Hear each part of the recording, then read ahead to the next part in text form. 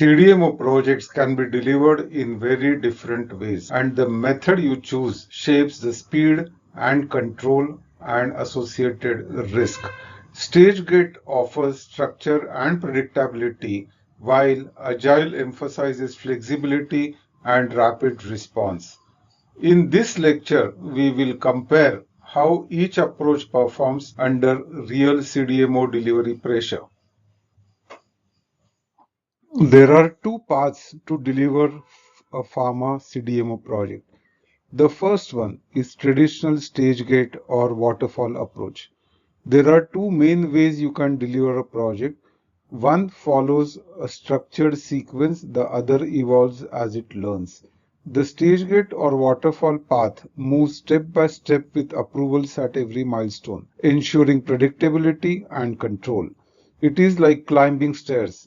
One level must be solid before you move to the next. The next approach is adaptive agile approach. Agile takes a different rhythm. It is circular, agile, but not linear. Teams deliver in small sprints, learn fast, and adjust as new data emerges. Instead of plan everything upfront, it says plan small, test early, and correct quickly.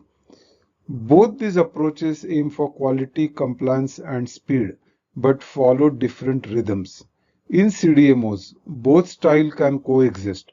Regulatory batches demand rigor, while R&D projects need agility. Understanding when to stay structured and when to stay adaptive is what separates rigid execution from responsive delivery. So, the important aspect is to understand when to use which model is the key. Our goal today is not to choose the side but to recognize the power and context of both the models. When both models are applied, you can blend the best of each, a controlled yet responsive approach. Remember, there is no one right model, just the right model for the moment based on type and complexity of the project. So, what is the stage gate waterfall model? In this model, there is a linear progression through defined phases sequentially, like discovery, development, validation, and launch. Each stage is a mini project completed fully before the next begins. This structure brings clarity and predictability, especially for regulated environments. Then each phase ends with a formal gate review, which we call as a stage gate. At every gate, stakeholders review deliverables and decide whether to move forward, hold, rework, or drop the product itself. These gate reviews keep control high and risks low, ensures accountability before investment. Then there is a higher emphasis on documentation, approvals, and predictability. Since documentation is the backbone of regulatory compliance, nothing proceeds without approval signatures. For auditors and sponsor, this means a total traceability. And this model is suited for the projects with clear regulatory or formulation pathways. When processes are well defined and variability is low, StageGate delivers confidence. It's a comfort zone of validation heavy CDMO projects. So, StageGate works best when certainty is high and control is non-negotiable. So, what are the advantages of StageGate process in pharma business? The first one provides clear control and traceability. Each activity, approval, and decision is logged, perfect for QA and regulators, and team always know where they are in the life cycle and what comes next. Then regulator compliance built into each gate. Gates are not only the checkpoints or meeting points, they are validation of compliances. So by embedding GMP or ICH steps at every review, the project stays audit ready without scrambling. This model is also ideal for validation, quality, and long life cycle products. Stage gates work when repetition and verification rule the project. Think of formulation transfers, analytical method validations, or equipment qualification. Then it is easy to report progress to sponsors and auditors. Since the milestones are structured, the communication is made simple and transparent. So sponsors can see progress through data and not alone on meeting promises. So when predictability equals the peace of mind, stage gate is a good standard.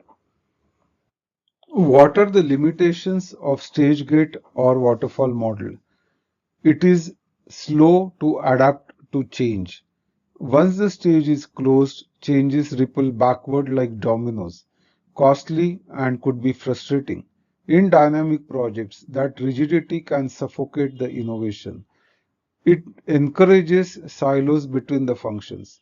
Each department works in its own stage, passes deliverables, and moves on. Collaboration often gets replaced by handovers, creating gaps and delays. The next issue is feedback may arrive late. By the time validation data comes back, early stage assumptions may already be obsolete. Late feedback means expensive fixes. Then they are not suited for R&D uncertainty or digital AI components.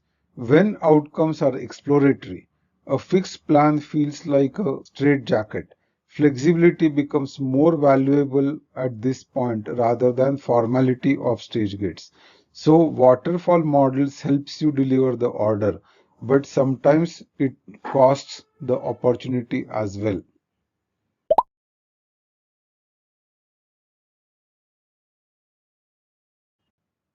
Let's look at the agile delivery in pharma context.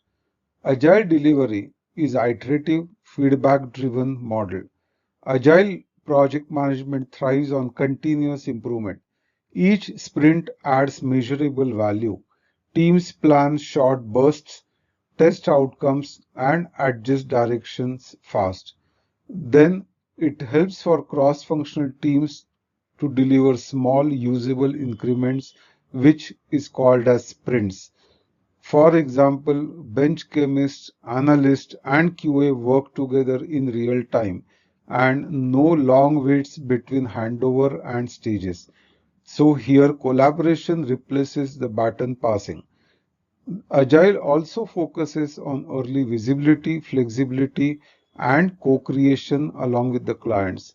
Clients get frequent demos or updates instead of long silences of the stage gate.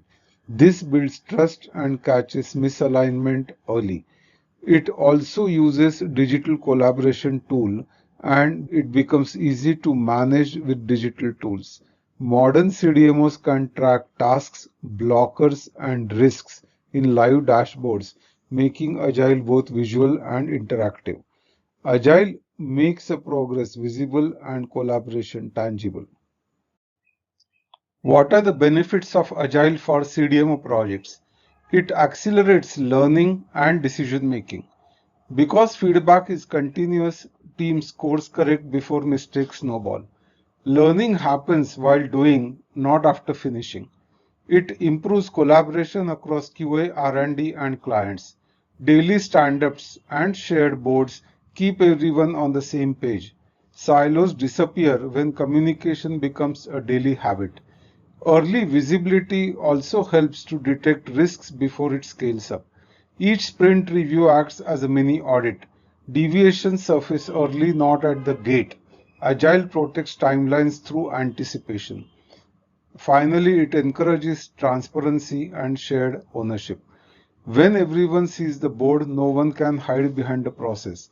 Visibility transforms accountability into empowerment. Now, the important question is when to use which model. For a regulatory or scale validation project, use stage gate process. If the process is heavily documented, audited, or safety critical, choose the structure. Stage gate assures that nothing slips unnoticed. For exploratory R&D projects, use agile methodologies. When discovery is the goal, iteration beats the instructions. Agile supports failing fast and learning faster. In case of hybrid development, Agile and stage-gate hybrid could work much better. Many modern CDMOs mix models, that is sprint with stages. Agile helps to build adaptability inside the formal framework. And very important is choose the model as per the context rather than the fashion. Avoid buzzword traps. The best model is the one that is aligned to your project specific risk and not really the business trends in the market. Important is smart CDMOs don't pick the methods. One needs to tailor the model whichever you may choose. To conclude, let us have a quick summary of waterfall versus agile in CDMO project. The first, planning. In stage gate, planning is fixed upfront, assuming requirements won't change. In case of agile, plans incrementally, adapting every sprint as realities evolve. The next is change handling. Change handling is where differences become visible. StageGate manages changes through formal change control process, while Agile builds flexibility into the process itself. The third aspect is team interaction. Team interaction shifts significantly in these two models. StageGate works in departmental silos, where Agile brings cross-functional teams together to solve issues faster. Remember, in Agile, it is a co-creation rather than led by project manager alone. The next important aspect is the client engagement. Client engagement follows the same pattern. In stage gate, clients engage mainly at review gates after a long silence, while Agile encourages continuous collaboration through demos while the sprints are being delivered. Next aspect is documentation. Documentation philosophy is another key contrast between stage gate and agile.